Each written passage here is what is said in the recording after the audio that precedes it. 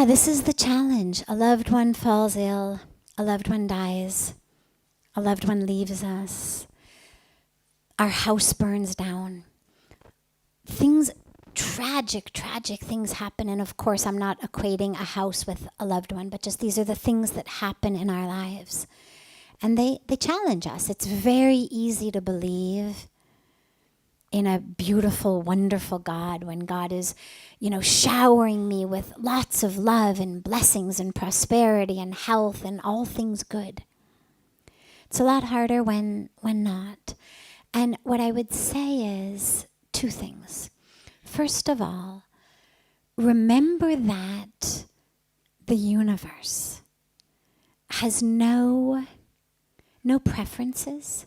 We have preferences, so we put subjective labels on things. We say wealth is good, poverty is bad. Health is good, sickness is bad. Success is good, failure is bad. But the universe doesn't have any such labels. And so to recognize, first of all, that this it's not a punishment, it's not about being forsaken by God. In the same way that trees lose their leaves every year, there's a process in nature, a cycle in nature. And so that's very, very important, is that this is it's not something that God or the universe has done to you or to the loved one, and that you need to look back and figure out what bad karma did we do to get this punishment. We've really put this concept of an authoritarian figure on the law of karma. We've brought in this concept of rewards and punishments, good and bad. It's almost like Santa Claus's lists of, Santa knows you've been good or you've been bad, and you're going to either get a lot of toys or no toys based on which you've been. But that's not how karma works. It's not about rewards and punishments. It's about seeds blossoming and growing into the tree of whatever was planted. And again, it's not badness growing into bad trees. That which we get, we're getting because that's what the most conducive situation is for us to take our next step closer to our awakening, for us to peel back layers. And in some cases, failure, sickness, poverty are things that are catalysts to peeling back layers, to awakening, to blossoming, to taking our next step. And so it's important to recognize it as that, and not to have a guilt complex of, I must have done something, he or she must have done something, and that's why this is happening. You're not being punished. They're not being punished.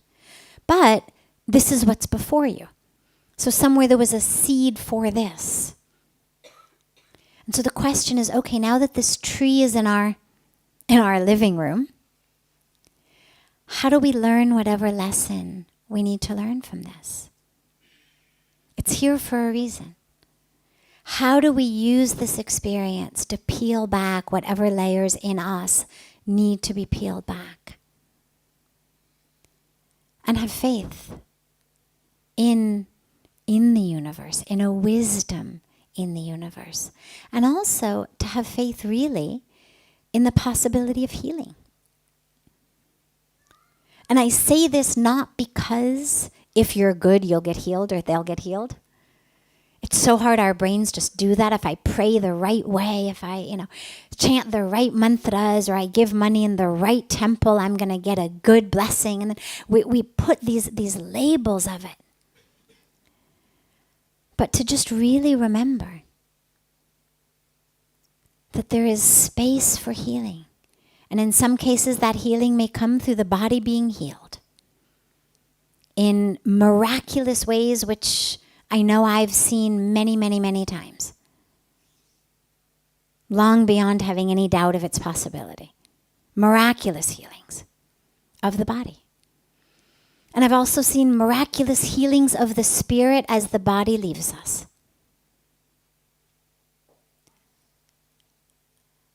And we don't necessarily know which way it's going to go.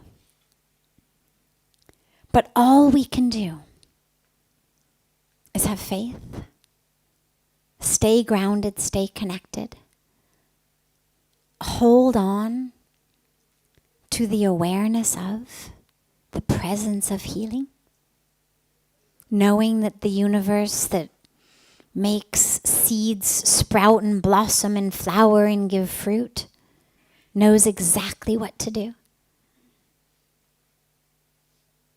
That the universe that provides everything for us knows exactly what to do. Hold the vision.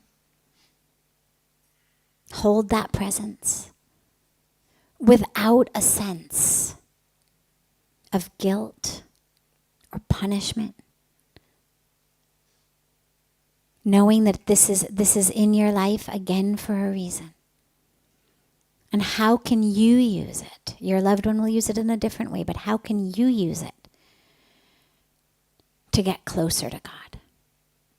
How can you connect with the spirit of the loved one? We're so used to connecting body to body. I know you're here because I can see in your eyes. I know you're here because I can hold your hand. How can we connect spirit to spirit?